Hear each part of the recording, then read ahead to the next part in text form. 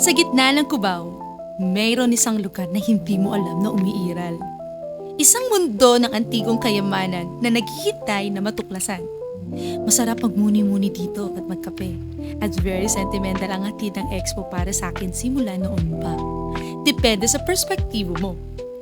Marami din bars dito, tulad ng Habanero, Fred's, kasama ang Japanese restaurant. May mga antique shop, clothing lines, tattoo shop, pottery at marami pang iba. Sa likod ng expo, meron ding Korean restaurant. Ang tawag ay Jongwon.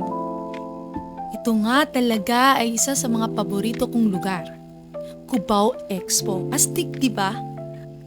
Ang hindi kilalang hiyas ng lungsod. Tara, tuklasin ito. Very vintage, chill with no judgment. Bisitahin ang Cubao Expo. Mag-e-enjoy ka dito. Chill lang.